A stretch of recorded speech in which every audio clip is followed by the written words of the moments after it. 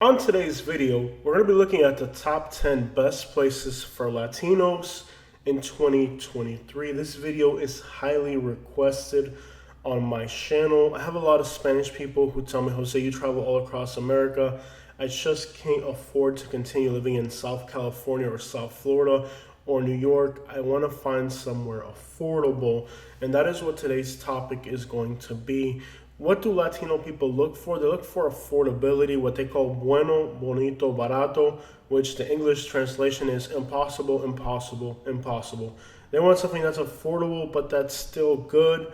Latinos have less incomes than other races, so it's understandable that with a limited income, options are limited and they have to stretch their budget a lot further. The climate in the United States has also changed, and not everybody's friendly anymore.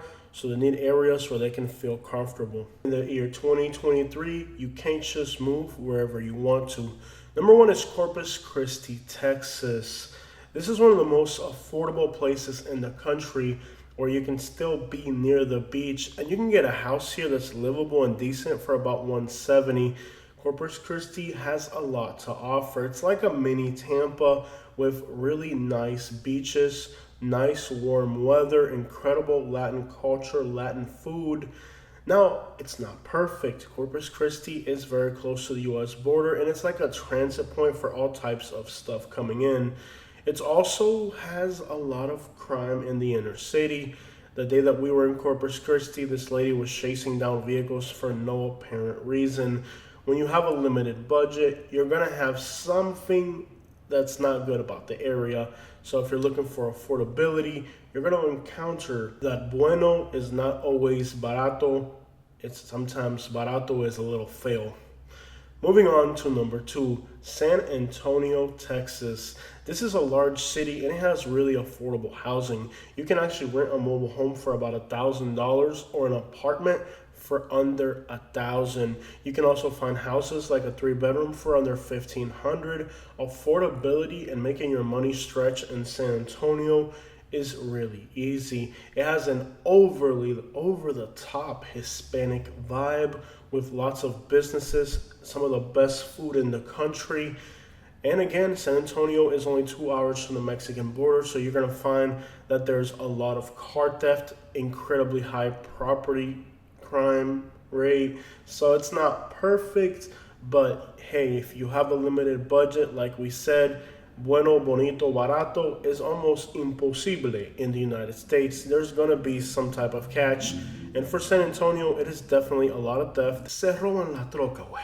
Moving on to number three, Dalton, Georgia, right outside of Atlanta, is a great town where you can get a house for under $90,000. That needs a lot of work. It's an affordable town. About 40% of the population is Hispanic, if not more. The vast majority being Mexican American. You're gonna find that this place is affordable, great weather, close to Atlanta and Chattanooga. The beautiful mountains of Georgia, beautiful country, rural life.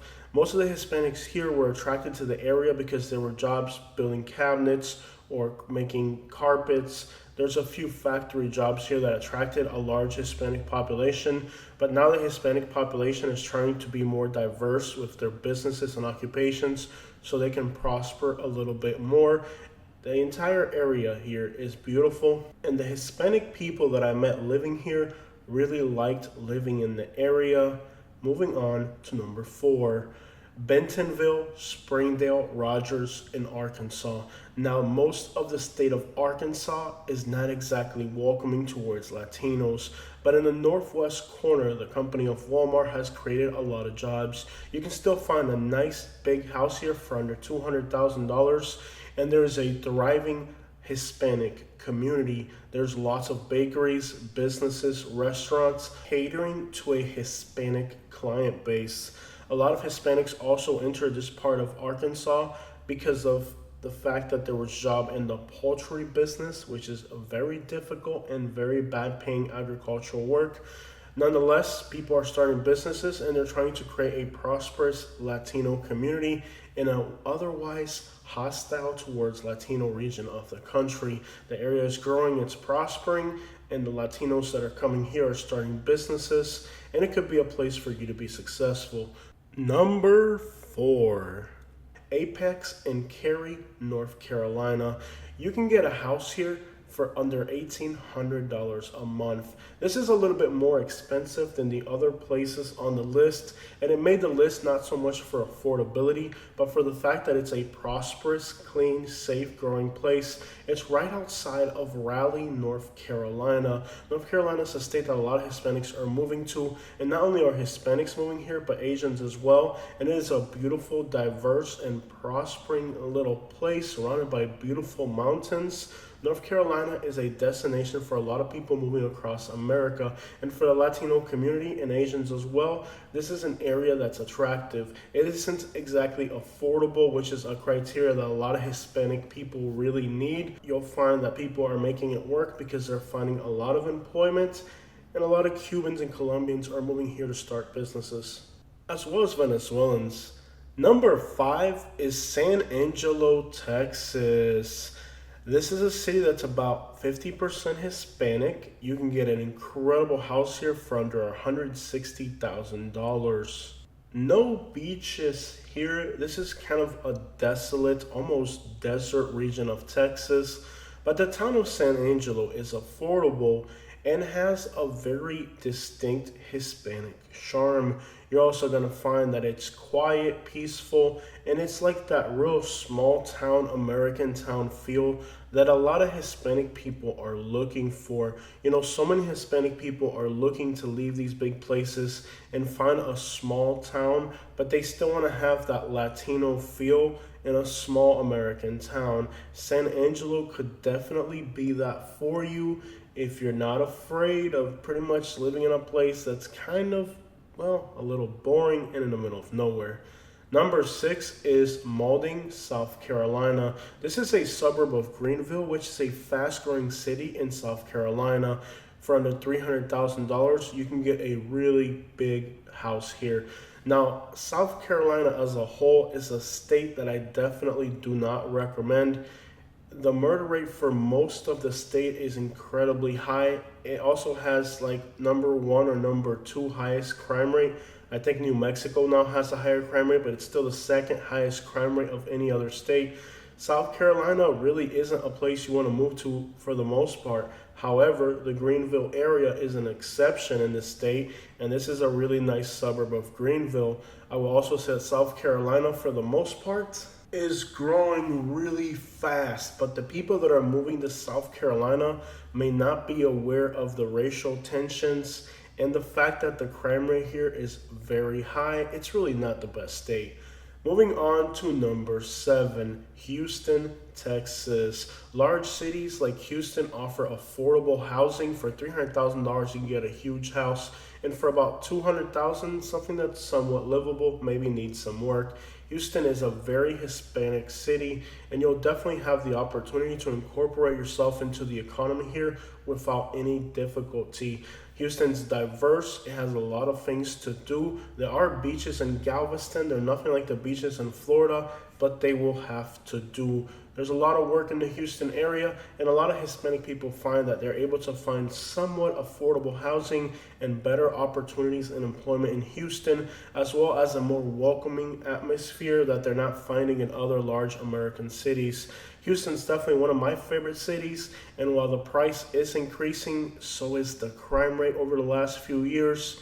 Houston's now one of the worst crime rates for large cities, so not moving in the right direction. Number 8 is Live Oak, Florida, where Interstate 75 meets Interstate 10. It's this nice little country town. You can actually get a mobile home out there on an acre for under $100,000, and a lot of people from Miami and South Florida are doing exactly that. Let me say this in a way that the locals might understand me. Well, a bunch of dang Cubans with a crap load of money from Miami are coming up here and buying up all the good real estate. They're going to change our town and ruin it. Yes, a lot of people from Miami are moving to this area, and they're slowly starting to move into a region of the state that really doesn't have a large Hispanic population. But as Live Oak becomes more attractive in the world of real estate, you can definitely expect more people to end up here. Hispanics are starting to be enticed by the idea of living in small rural towns and not big cities, and Live Oak is in the geographic location where they could end up. Number 9, Moultrie, Georgia. This is right on the Florida-Georgia line, and it's not a fancy town. You can get a house here like for $180. That's like an incredible condition. Some people were able to buy houses here for $40,000-$60,000. You were never going to get a house for that price in Miami, Florida. A lot of the Hispanics that are coming here are particularly Cubans, and they're ending up working in chicken plants a lot of times overnight. The pay's not great, but when you're unskilled, the options are limited. There's actually a few Cuban restaurants, and the area's Cuban population continues to grow, and it's starting to become normal to see Cubans in this part of Georgia. For the most part, there are some beautiful neighborhoods in Moultrie, but most of the Hispanics are ending up in the rural outskirts of the city. Moultrie is definitely a large Cuban community that's starting to grow, and they're making the city a better place. It's starting to look like there's less vacant houses, and prices are appreciating. Moving on to number 10, Dunnellon, Florida. Located right outside of Ocala, this beautiful city has the Rainbow River, one of the most beautiful places in Florida. You can actually get a brand new construction in Dunnellon for under $240,000 today. And those affordable real estate prices are drawing a lot of Cubans and Puerto Ricans to what was once a very small rural town. The nearby town of Inverness is also getting an influx of new people. Dunnellon already has like 2 Cuban restaurants, and I think there's 2 other Cuban or Puerto Rican restaurants in the works. So there's businesses coming to the area that are Hispanic. There's realtors that are Hispanic here. Hispanics are really taking up a huge portion of the real estate and businesses and trying to make success. There are very high OD rates in this area, so if you have children, it may not be the best place. Mostly better for those retiring. Moving on to Alabama. Alabama will not make my list. A lot of Hispanics are starting to move there, but as long as HB 56 is in place, I personally will not tell a single Hispanic person to end up in Alabama. I know that you guys are going to be like, well, there's a lot of new communities like Huntsville and Baldwin County that are starting to grow.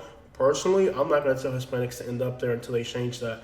Well, there it is, guys. Those are 10 incredible suggestions if you're Hispanic and you're looking to move across the United States. I know our Hispanic communities are dealing with unaffordability, wages that are less than other people, and we really have limited options in the labor force, limited income, and we can't even move to affordable places because they don't want us there, and they make your life difficult, if not dangerous. So with the limited options that Latinos have, we are finding towns where we're able to incorporate into the economy and prosper and make the places better. All right, so I want to reply to this comment that I got in one of my Alabama videos. So this person says that their town was beautiful until a bunch of Hispanics came and left chairs on the front lawn and started playing music loud at night, and they just about ruined a good town in Alabama. The first thing you need to know is that your town in Alabama would have likely been abandoned houses at this point. Even with the Hispanics there, a lot of the houses are abandoned because the wealth that you had in Alabama back in those days doesn't exist today. Most little towns in Alabama have properties that are empty and vacant, so your town was going to decline with or without these people. The notion that Hispanics move into places and destroy the place is false. Look at Miami, Florida. Miami, Florida has some of the highest real estate values. This person mentioned that the real estate values dropped because of the Hispanics. Miami has some of the highest real estate values in the United States. All Hispanic cities are improving. They have some of the lowest crime rates. They have the lowest murder rates. They have some of the lowest overdose rates. There's a lot of great statistics that Hispanic cities throughout the country share, like Miami, El Paso, Texas. These are usually some of the lowest crime rate, lowest murder rate, and the real estate values have been appreciating greatly in these places. Now people are starting to move into Hispanic cities of a white background because the statistics on crime, murder, these low crime categories are attracting white people to Hispanic areas. Miami's not a filthy, nasty city. Miami's one of the cleanest cities in the country. Beautiful palm trees, beautiful beaches. Yes, we do play music loudly till 2 in the morning. I don't know how you live in your boring Alabama town, but us Hispanics are fun, lively people. And a lot of Americans are starting to enjoy going to Miami, to enjoy the parties that we do here in Florida. If you look at a city like Fort Myers, Florida, the Americans have actually started to incorporate some of our habits. So if you go to like South Florida and find Americans that are from South Florida, they listen to their music loud too, because their culture has started to become like ours. So I'm sorry if you're having a funeral at your house in Alabama, but us Latinos are very happy, very vibrant people. And the Americans that live here in Florida around us in California, they're actually the same day. This video we're looking at here is from Padre Island outside of Corpus Christi. And I was really laughing because this day that we were here, I heard some loud music. It was boom, boom, boom, boom. And I'm thinking, man, us Hispanic people are something else. And it was, in fact, Hispanic music. But guess what? It wasn't in Spanish. It was in English. It was an older white couple. And even though they're white, they are from Texas, so they're listening to Hispanic music in English. That's actually a thing in Texas. There's a song called The Streets of Bakersfield. That's what the American people were playing. So from far away, I heard a boom, boom, boom, boom. So I'm thinking, oh, this is like Mexican people playing music loudly at the beach. How uncouth, right? Well, it turns out it was an older American couple, and they were listening to Hispanic music, but in English. It was just interesting to me that it wasn't the Hispanics that were blasting the boom, boom, boom. It was actually this older American couple. And the song that they were playing, again, it's called The Streets of Bakersfield. And I picked up on this whole subgenre of Mexican or like Tejano music, which is like Texas Mexican music, but in English. There's actually a group called the Lonely Boys. They're actually from San Angelo, Texas, which is also on the list. And they actually make this type of music. So people of Alabama, instead of like being afraid of our culture, look at the people in Texas. They have soaked in the culture. Let me tell you, Corpus Christi, we went to this restaurant and the food was like laid out like Mexican food, but it had this distinct German touch. It was like the most incredible food I have ever had across America. It was clearly like German in its essence, but it was laid out like Mexican food. So there's parts of the country like Texas where the American and the Hispanic culture has been able to bond perfectly. The same thing happens in Florida where like the American and Cuban cultures have bonded, and now you have restaurants, food, not quite music yet, but I hope in the future you'll start to see that. We'll take a look at that song, The Shape of You. I think it's a British artist, but at the end of the day, it's a Latin song with English lyrics. You're starting to see a lot of places kind of combine the English and the Spanish cultures, and what comes out is a beautiful product. So the notion that Hispanics are going to ruin your community if they start moving in is definitely not true. What dropped the real estate values in your town wasn't the Hispanic people. It was the way your people of Alabama reacted to their presence. So you can't blame them for falling real estate prices.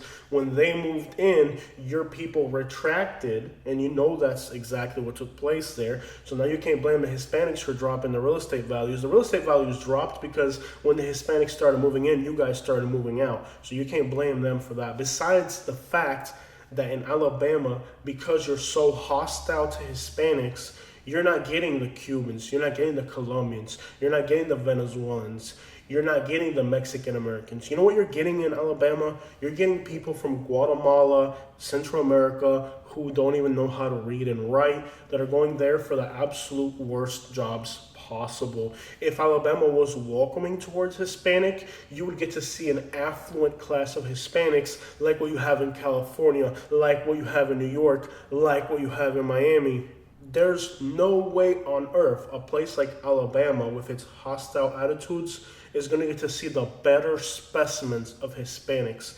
If you're from Alabama, go to Miami and see like a prospering Hispanic community. Go to Southwest Miami where it's all a bunch of rich Hispanics and change your perspective about what you think about Latinos. Because the problem with Alabama is they only get to see the absolute most uneducated and like just poorest, worst specimens of the Hispanic race. because those are the only ones who are going to end up in a place like that. But you're not going to get to see the best specimens. But when you look at a place like Miami that now has higher real estate values than Los Angeles and New York, Miami is now the most expensive city in the country because Americans are starting to move to Miami because it has a lower murder rate, it has a lower overdose rate, it is actually safer and cleaner than most of the large American cities, because whatever we Hispanics did in Miami made it better. So no, Hispanics are not coming to destroy your small town. Look at Dunnellon, Florida. They're opening businesses,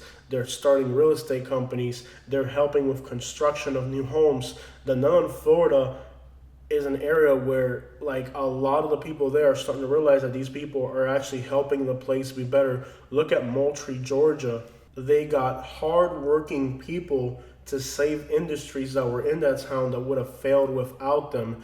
Houses in Moultrie, Georgia were sitting vacant. They would have by now been uninhabitable. People went in, bought the houses, renovated them, fixed them up, and now Moultrie, Georgia's population is looking like it's going to grow, while other towns in southern Georgia have lost a huge portion of their population, and they have no idea what's going to happen to their towns in the next 10 or 15 years. If they keep losing people, their towns might go into decay. Just take the state of Texas.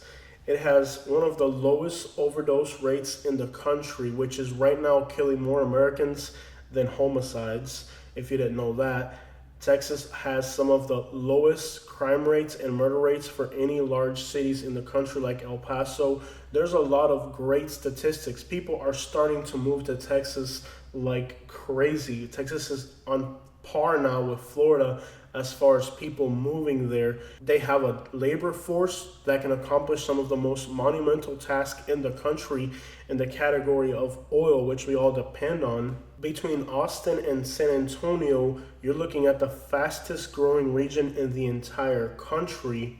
And they're able to do that because they have accessible a labor force to build houses in a reasonable time frame. Then you get to the regions of Texas around the northern and eastern part of the state. Their murder rates are higher, their crime rates are higher, their overdose rates are higher, their property values are less. Nobody's moving to those parts of Texas. What's missing there? The Hispanic population. Now, I know that in the media they've been telling you that blacks and Hispanics are a plague and that we're going to bring crime and lower real estate values and destroy your communities. But I have been digging deep into some of these analytics, and it turns out that the complete opposite is true. So instead of believing everything that you hear on Fox News or CNN, why don't you start to study analytics and really understand the real effect that these populations are having. The United States was built by the Irish, by the Germans, by the English, by the Spanish, by the Portuguese, by the French, people who came across an entire sea looking for new frontiers. The pilgrims that settled in the Northeast were looking for freedom from an oppressive British rule. They were immigrants, just like people are leaving Central America, they're leaving the Caribbean islands, and they're coming to the United States. These are people that are looking for something better. They're determined that the next generation is going to have better life, better opportunity, and a better place to live. You know what's really wrong about this comment that this person made that I'm replying to? Here's what's really wrong about it. The only opportunities that the state of Alabama is giving to Hispanics are to live in these little towns working in chicken plants. That's the only door that Alabama has opened to Hispanics, and they've tried to close these doors. The only thing that's been fighting back are the farmers who are like, hey, this is our livelihood. You can't take that away from us. The farmers in Alabama have been fighting back. A lot of them moved to South Georgia, where now they're prospering there. Alabama isn't opening doors for Hispanics that lead to a bright future. Like in the case of me, a YouTuber, they made sure that they got rid of me because they didn't want to have a prospering Hispanic business. Other Hispanic businesses like restaurants have had to close and leave Alabama because they don't want to see prospering Hispanic businesses. They want to see Hispanics picking up chickens and chicken plants. So it's not that Alabama was ruined by Hispanics where they landed. It's that those were the only opportunities that your state gave those people. And when people come to your state of Alabama to do something better, you don't let them. Your town of Decatur, Alabama, you know what it would look like if the Hispanics hadn't landed there? Go over to Anniston. Go over to Gadsden, which is also right there in that northern region of Alabama, and see what those towns look like. They look a whole lot worse than Decatur. They look a whole lot worse than Russellville. So if you think what happened to Russellville and Decatur by Hispanics moving in is bad, why don't you go to Gadsden and Anniston? Anniston has the least real estate value in the entire country. Anniston, right there outside of Birmingham. So Decatur is northwest of Birmingham, northeast of Birmingham is Anniston, Alabama. They have the highest murder rate in the country a few years back. They have the absolute lowest real estate values in the whole country. That is what Decatur, Alabama would have been, because that was the direction your whole town, actually your whole state, is heading in that direction. If Montgomery, Alabama were to allow Hispanics to move in, renovate the properties, buy the houses, fix them up, it wouldn't be the piece of crap it is now, would it? Look at Henry County, Florida. It's 40% Hispanic. But Henry County, Florida is now one of the safest places. People are actually moving to Henry County. You guys know that people are starting to move to Henry County around LaBeouf, Florida like crazy. They're still dealing with a huge problem there because there's a rural community as well, and there's a lot of problems in rural communities right now. But for the most part, if you look at the incredible growth in LaBeouf, Florida, a county that's 40% Hispanic, I mean, it's completely unfounded. The only reason that the Latino communities in Alabama are suffering is because of how you reacted to their presence. Look, Bonita Springs, where I am from in Southwest Florida, right outside of Naples, has the same problem. The Hispanic community there has people's patio shares outside and barbecue on the front lawn. The grass ain't cut. But that's because those Latinos that are there in Bonita Springs, Florida, are working in landscaping and they're getting paid $8 an hour. So they're not getting top quality like products of a Hispanic. Now compare that to, let's say, the Cubans that live in Naples. Cubans that live in Naples are buying houses that are on 5 acres and are running entire companies. So there's a difference between what type of Hispanic your community is attracting. In the case of Bonita Springs, Florida, the only Latinos they've attracted are the ones that are mowing the grasses and doing landscaping work at minimum wage. So of course that's how they're going to live. Look at Sebring, Florida now. Sebring, Florida has a huge explosion of Latinos, but they're going in, they're buying real estate, they're fixing up houses that were abandoned, and now the real estate values in Sebring, Florida are going through the roof. So you're not going to sit here and argue that Hispanics have a negative economical impact or outlook for your community when the reason that it's not succeeding there, it's not growing, is because the opportunities that you're giving these people are bad, and outright you're just holding people back. Leave a Latino community to its own devices. Look at what Miami is today. Miami is one of the most incredible cities in the country, with crime rates, murder rates lower than anybody else, the highest real estate values in the country, surpassing cities in California. I think only like San Jose has a higher real estate value, and San Francisco. And at the rate those cities are going, Miami's going to surpass them soon. You have a time in the United States where people don't want to work. People are using more than ever. They're addicted more than ever.